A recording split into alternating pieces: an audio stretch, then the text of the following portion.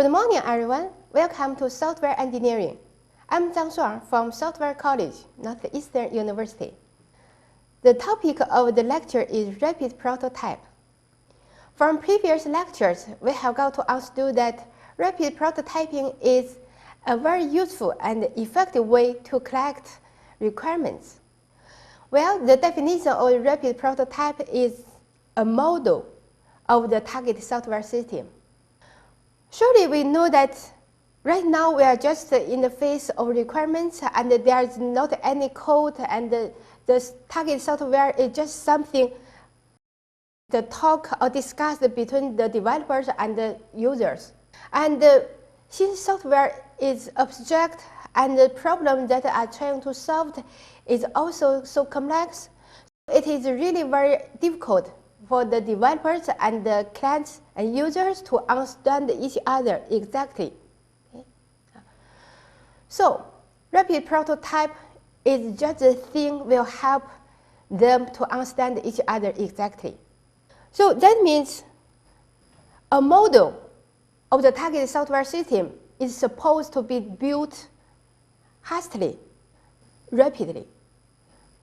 And this module, this rapid prototype should also cover the key functionalities of the target software system. Okay.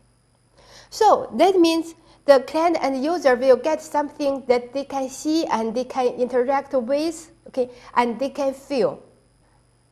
So they will know whether this target software system that the developers is trying to deliver will be useful for them or not, or will solve their problem or not.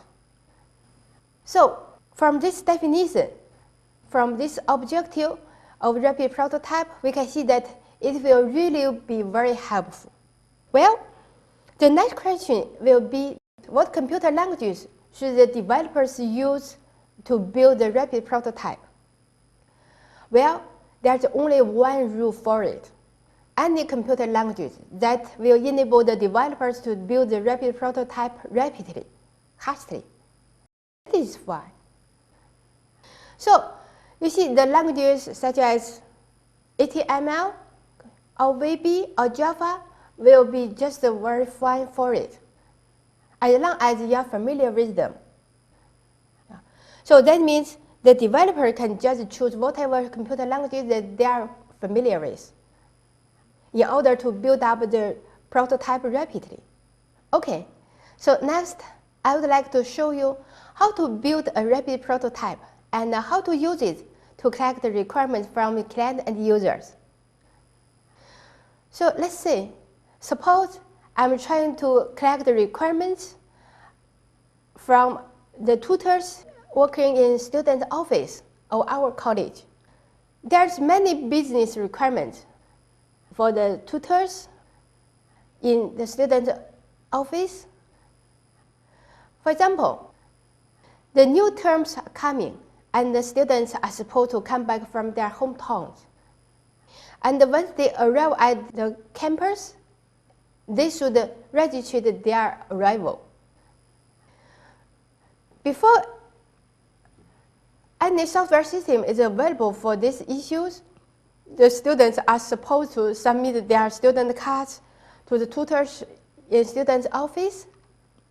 And then, after the tutors has signed the student's cards, and then the card will be given back to students. So we can see that it will be very time consuming. And it's not convenient for both the teachers and the students. So now we are trying to develop a software system that will help both the students and the teachers to deal with this issue of registration. Now I'm trying to build HTML pages, okay, for students' registration.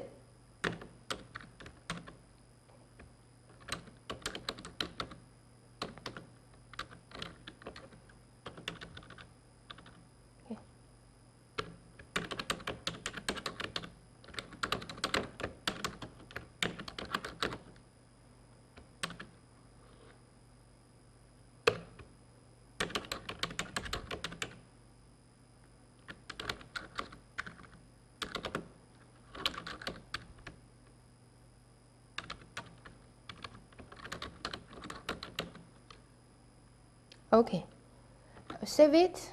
Okay.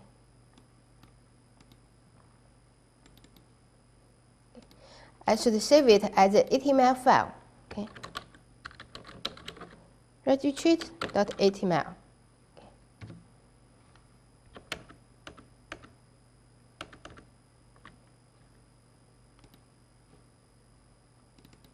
Okay, here it is. Oh, sorry.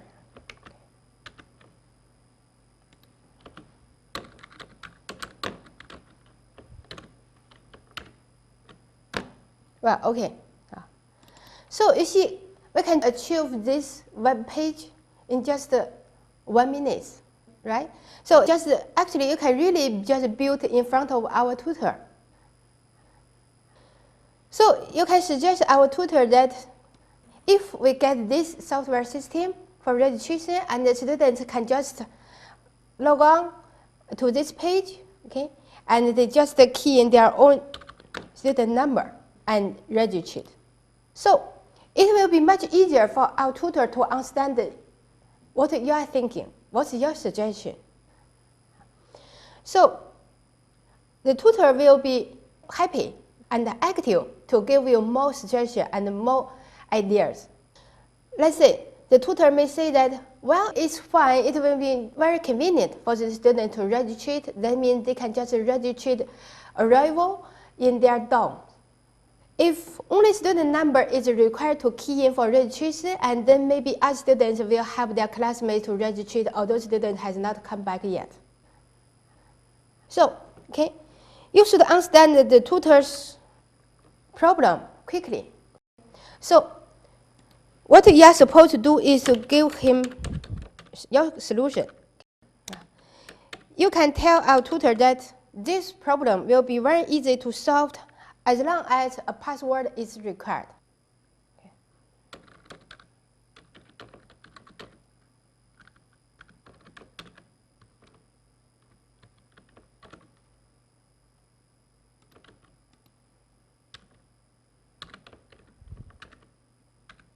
Okay, so you can just modify this page after the tutor has given his ideas, right? Okay. So you can just tell our tutor that then the students can register in this way. They should key in their student number and also correct password. And then he can register. That means he has arrived at campus. Surely the tutor will be happy with it. He will know what the target software will be for registration. And right now he is satisfied, he's happy with it. Okay? And then the tutor will be happy, okay, give you more requirements. And then he may say in this way, okay, well, it's fine. It will be very convenient for students to register, but I want to get real-time information of the registration. Okay? That means I want to know how many and who has come back. That means I want a student list. Well, you should understand quickly that the functionality the tutor is asking for is just a query. Query the registration information. So you can also achieve these query pages in just 1 minute. So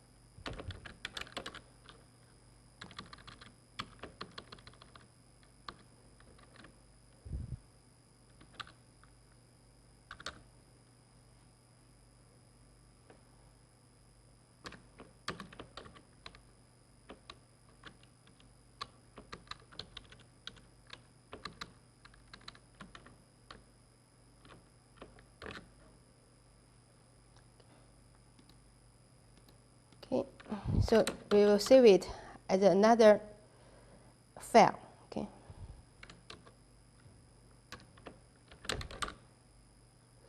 Okay. Okay. So just in 1 minute, you achieve a new page. Okay. Now, to list out the registration data. Okay.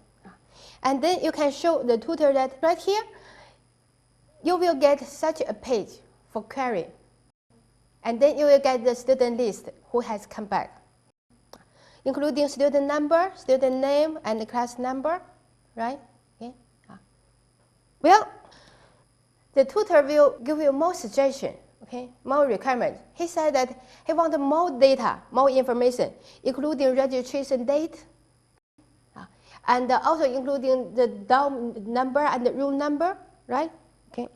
So you should show our tutor that it is no problem. You can just develop it for him. Okay.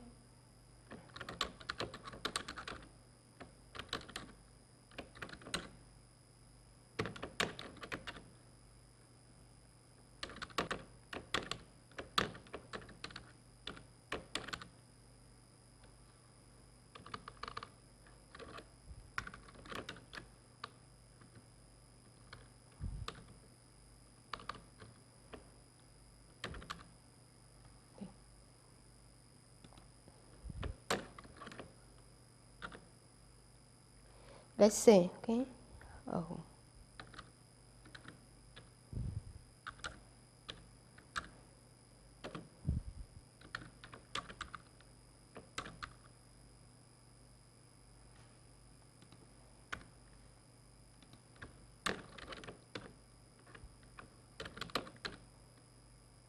Dorm 03.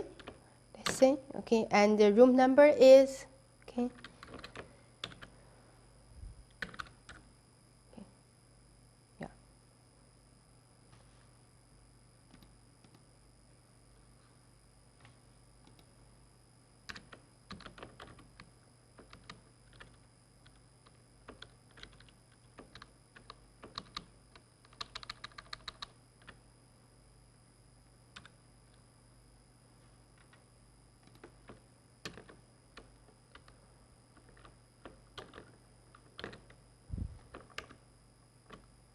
Well, okay.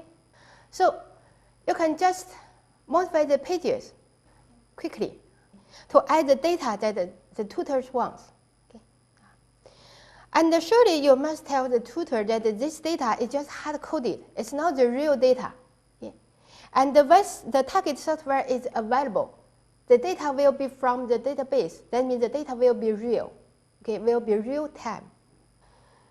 The tutor will make sure that the target software will provide the functionality of query registration information for him, and also include the exact data on the pages.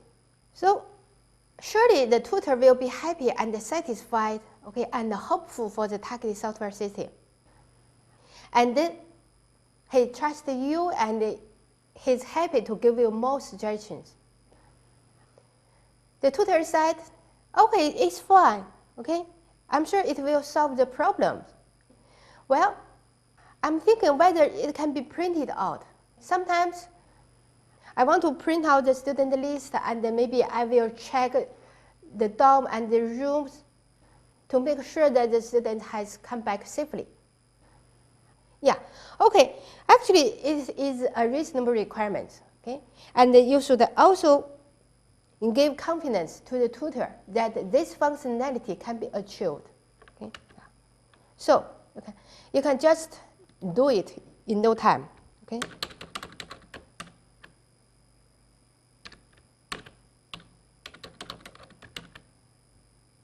Okay. So what you do is just okay, add a button. Okay?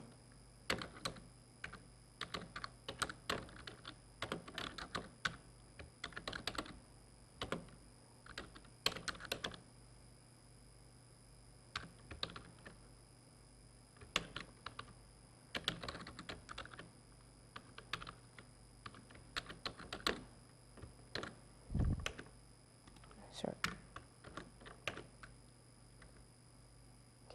Okay, so the tutors is asking for printing functionality, and right now we cannot develop it, but we can show him the model by adding a button. So you see, you can show our tutor that, okay, I will add a button to the page, and if you want to print, you can just click the button. But right now, no printer is available. So I can just show you that this functionality will be there. And surely in this way, the tutor will be happy with it. And as for the developers, they have collected the proper requirements, and also including the exact data, such as these columns, student number, class number, registration date at time, dorm number, room number, and so on. Okay. So you can see that it is really a useful way. It is really works. Both the developers and the client and users will be happy with it. They will know what the target software will be like. Okay? And the developers will know that the target software should be analyzed and designed in this way in order to achieve it finally. Well, okay, so you see that it takes only a couple minutes, but we have collected requirements as much as possible and as quickly as possible.